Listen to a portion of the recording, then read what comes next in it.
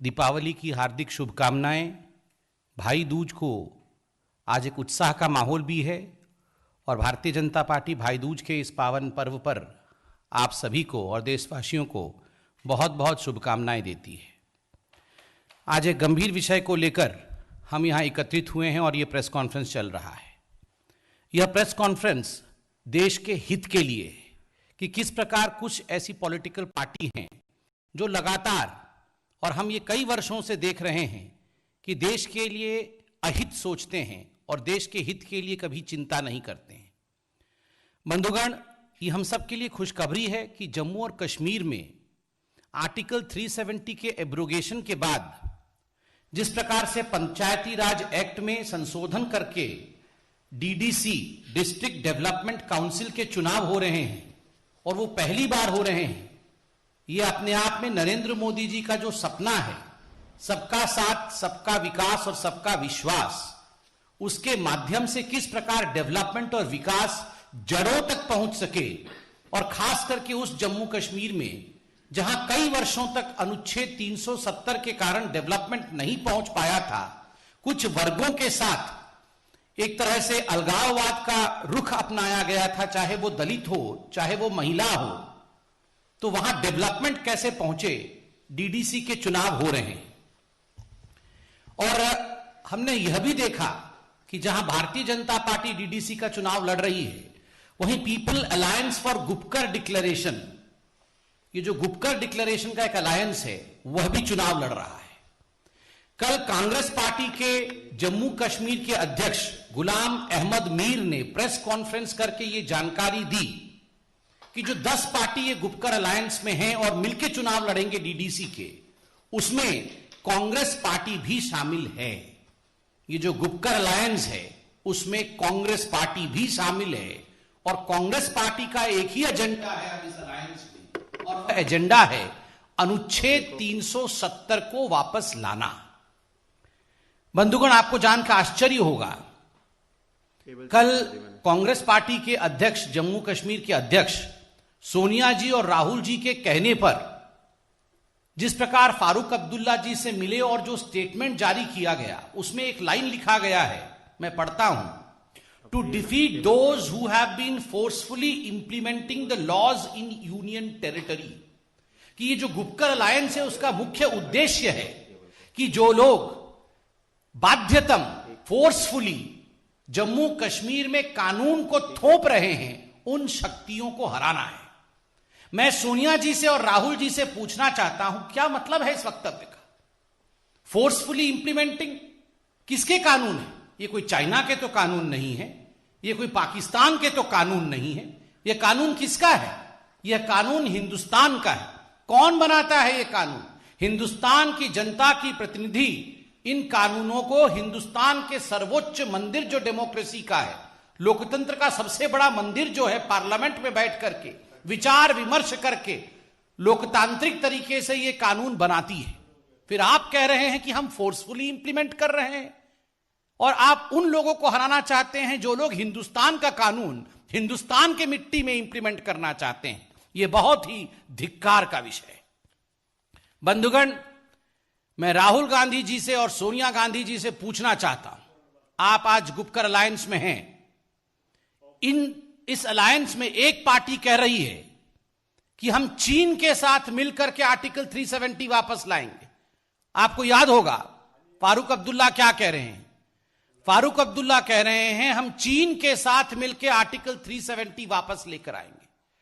और वहीं एक और पार्टी है इस गुपकर अलायंस में, जहां पर महबूबा मुफ्ती कह रही हैं कि मैं तिरंगा नहीं उठाऊंगी और तिरंगा उठाने नहीं दूंगी। एक चीन के साथ मिलना चाहता है, एक तिरंगा नहीं उठाना चाहता है, और चिदंबरम जी उसी समय सिंक्रोनाइज करके, ठीक उसी समय जिस प्रकार इस प्रकार के बयान एनसी और पीडीपी द्वारा दिए जा रहे थे, कांग्रेस पार्टी ने ठीक उसी समय चिदंबरम जी के माध्यम से ट्वीट किया था कि अनुच्छेद 370 हटाना यह बहुत ही अनुचित है और हम अनुच्छेद 370 की वापसी चाहते हैं, हम वापस लाएंगे। Just connect the dots my friend. जिस दिन अनुच्छेद 370 पे डिबेट और डिस्कशन पार्लियामेंट में हुआ था, कांग्रेस पार्टी, आप याद करिए वो दृश्य, सोनिया गांधी जी इशारा करती हैं और तुरंत अधीर रंजन चौधरी खड़े हो जाते हैं और अमित शाह पर हमलावर होकर कहते हैं कि आप अनुच्छेद 370 पर हिंदुस्तान की पार्लियामेंट में कैसे डिस्कशन कर सकते हैं, यह तो बायलैटरल मसला है, बिना पाकिस्तान की अनुमति के हिंदुस्तान के पार्लियामेंट में यह डिस्कशन कैसे हो सकता है। ये सारी चीजें, if you connect the dots you find that right from the day one till today everything stands connected, ये सब जुड़े हुए हैं। उस समय अनुच्छेद 370 पे डिस्कशन नहीं कराने की इच्छा, आर्टिकल 370 ना हटे, बाद में कोई तिरंगा ना उठाए, चीन की सहायता से किस प्रकार अनुच्छेद 370 वापस आए, यह गुपकर है या गुप्तचर है? मैं यह सवाल पूछना चाहता हूं। यह कौन सा अलायंस है? यह जो गुप्तचर अलायंस है, यह गुप्तचर अलायंस क्या चाहती है? यह गुप्तचर अलायंस वही चाहती है जो पाकिस्तान चाहता है। यह गुप्तचर अलायंस वही चाहती है जो हिंदुस्तान के दुश्मन देश चाहते हैं।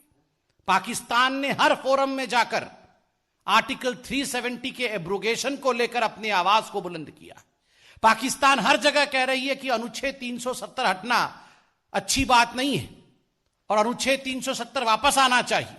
वो संयुक्त राष्ट्र तक चली गई है और ये जो गुप्तचर अलायंस है, ये गुप्तचर अलायंस भी वही कह रही है और उसमें राहुल जी और सोनिया जी सम्मिलित है। आज मैं एक बात यहां सोनिया गांधी जी से और राहुल गांधी जी से पूछना चाहता हूं, चूंकि आप इस अलायंस में हैं, जो कहा गया एनसी द्वारा कि चीन के साथ मिलकर अनुच्छेद 370 वापस लाएंगे, जो कहा गया पीडीपी द्वारा कि हम तिरंगे को हाथ नहीं लगाएंगे और किसी को हाथ लगाने नहीं देंगे, आप इसके पीछे हैं या नहीं है? आप इनको रिजेक्ट करते हैं या इनको सपोर्ट करते हैं? आप इन वाक्यों के साथ खड़े हैं या इन वाक्यों के विरोध में खड़े हैं? मैं तो बिल्कुल सच कहता हूं आज, और बीजेपी बिल्कुल एक्सपोज करना चाहती है, इन सब की सांठगांठ है और राहुल और सोनिया जी के सांठगांठ से ही, चाहे वो पीडीपी हो चाहे फारूक जी हो, इन्होंने इस प्रकार के बयान दिए हैं। जहां तक राहुल गांधी जी का सवाल है, आपने उनका स्टेलार परफॉर्मेंस, विराट परफॉर्मेंस तो देखा ही होगा, बिहार में अभी हुआ है, कितना कमाल का स्ट्राइक रेट रहा है वहां पर। बिहार की जनता ने बिल्कुल स्पष्ट वाक्यों में राहुल गांधी जी को और कांग्रेस पार्टी को कहा है, चुप कर देश के विरोध में ना बोल। Surgical strike, air strike, article 370, चीन, इन सभी विषयों को लेकर जिस प्रकार के वक्तव्य राहुल गांधी जी ने दिया था, प्रधानमंत्री को कायर कहा था, देश को डरा हुआ, छुपा हुआ, हरा हुआ कहा था, जनता ने बिहार में राहुल गांधी जी को चुप कर कहा है और यहां आकर ये चले हैं बनने गुपकर। जिनको चुपकर कहा गया वो गुपकर बनने चले हैं। बंधुगण, ये जो पार्टनरशिप है, एनसी, पीडीपी, राहुल जी, सोनिया जी, एमओयू, चीन, पाकिस्तान, संयुक्त राष्ट्र में पाकिस्तान राहुल जी के नाम से पहला वाक्य ड्रोसियर में देता है, ये क्या है? ये जो पार्टनरशिप है, इस पार्टनरशिप के पीछे क्या राज है? इसके विषय में कौन जवाब देगा? राहुल जी, आपके लिए आज शिवानंद तिवारी जी ने बिल्कुल सही शब्दों का प्रयोग किया है कि आप पिकनिकिंग प्रेसिडेंट हैं। आप जिसका स्पर्श करते हैं उसका वजूद समाप्त हो जाता है। आप साइकिल पर बैठे, आज साइकिल की क्या हाल है, बाद में आपको साइकिल के कैरियर से उतारना पड़ा। आप लालटेन के पास बैठे, पानी निकालकर, मिट्टी का तेल निकालकर पानी भरा, लालटेन बुझ गया। जिसको जिसको छुआ है वो सब बुझ गया है, मिट गया है। और आज हम तो छोड़िए, भारतीय जनता पार्टी तो हमेशा सच्चाई कहती है, आज आपके साथी सच्चाई कह रहे हैं। आपको आपके साथी शिवानंद तिवारी जी कह रहे हैं कि आप नॉन परफॉर्मिंग पिकनिकिंग प्रेसिडेंट, एनपीपीपी हैं, नॉन परफॉर्मिंग पिकनिकिंग प्रेसिडेंट। हम तो शुरू से ही कह रहे हैं आप एनपी हैं, नॉन परफॉर्मिंग एसेट हैं, और अब तो आपके साथी कह रहे हैं आप नॉन परफॉर्मिंग पिकनिकिंग प्रेसिडेंट है, आप पिकनिक करते रहते हैं। और वैसे में ये चले हैं गुपकर अलायंस बनाने के लिए। उनका भी क्या हश्र होगा वह भी आप देखना। साइकिल भी नहीं रही, लालटेन भी समाप्त हो गया है, ये गुप्तचरों का भी वही होगा। And at the and I would say this alliance is an unholy alliance, not only in the combination, unholy for the country. ये देश के लिए सही अलायंस नहीं है। और ये एक नर्वस एंड अनफॉर्म्ड अलायंस है. This alliance is a nervous and unformed alliance. They're nervous that if people of Jammu and Kashmir taste the taste of development, it's but natural that they will say goodbye to all these political parties which form the Gupkar alliance. If they taste the taste of development, they will never stand in support of separatism. They will always stand for Vikaswad, which Narendra Modi ji said recently in the Dhanyavad Gyapan speech after Bihar election. मैं इतना ही कहना चाहूंगा, और कोई सवाल आपके मन में हो तो अवश्य पूछें. Yes sir.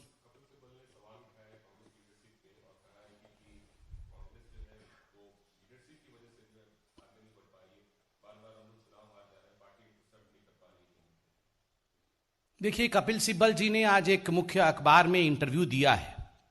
बहुत सारे बिंदु उन्होंने उठाए हैं. वैसे तो वो उनके पार्टी का विषय है, इस पर हम टिप्पणी नहीं करते हैं.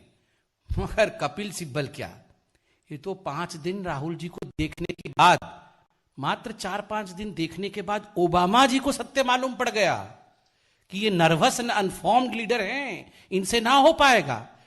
जो दूर 7 समुंदर पार ओबामा जी को मालूम पड़ गया, ये 7 दिन हफ्ते में जिसके साथ रहते हैं उनको मालूम नहीं है. कांग्रेस के सारे लोग जानते हैं जी कि ये नर्वस और अनफॉर्म्ड है. मगर कब तक, आप बताइए, कब तक 100 टन का पत्थर दिल पे रख के ये सब चुप बैठेंगे? धीरे धीरे ये जो 100 टन का पत्थर अपने दिल के ऊपर रख के कांग्रेस के नेता गुणगान कर रहे थे गांधी परिवार और परिवारवाद का, अब धीरे धीरे वो पत्थर उनको ही सफोकेट कर रहा है. उन्हीं की सांस बंद हो रही है. इसलिए पत्थर को साइड में रखकर, चाहे वो कपिल सिब्बल हो, चाहे गुलाम नबी आजाद हो, चाहे वो G23, आपको याद होगा 23 नेताओं ने एक चिट्ठी लिखी थी, चाहे कार्ति चिदंबरम हो. अरे घर के अंदर ही भेद हो गया है, घर के अंदर ही लड़ाई चल रही है. मैं तो कहता हूं गुप्तचर अलायंस बाद में करना, पहले अपने घर का ही अलायंस ठीक रखो. और कभी कभी तो मुझे बिल्कुल लगता है कि सोनिया जी, प्रियंका जी और राहुल जी ने अभी आपको पता नहीं होगा शायद, हाल फिलहाल में तीनों ने एक मीटिंग की है, सोनिया जी, राहुल जी और प्रियंका जी ने. और मीटिंग में कहा है कि भले सब चले जाए, हम तीनों तो एक साथ रहेंगे, हम अलग नहीं होंगे. जी, see, as far as Congress is concerned, why is Congress isolated is a larger question. Not only outside of the Congress party, but within the Congress party also the Gandhi family, particularly Sonia ji and Rahul Gandhi, stand isolated. The reason for this isolation is the ideology of the Congress party. The ideology of the Congress party since long, since its inception, has been threefold. 1, casteism or casteist politics. 2, appeasement politics. And 3, the family fiefdom politics. Politics of family fiefdom. Modi ji, right from day one, our leader has maintained and strongly said that वो युग समाप्त हो गया जब हिंदुस्तान की जनता परिवारवाद के लिए खड़ी होती है, जब हिंदुस्तान की जनता विकासवाद के लिए नहीं खड़ी होती है. तुष्टीकरण, जातिवाद और परिवार की राजनीति समाप्त हो रही है, इसलिए कांग्रेस पार्टी अब आइसोलेशन में है. And the ones who have realised that development is the only aim are the ones who will survive. And this is what happened in Bihar.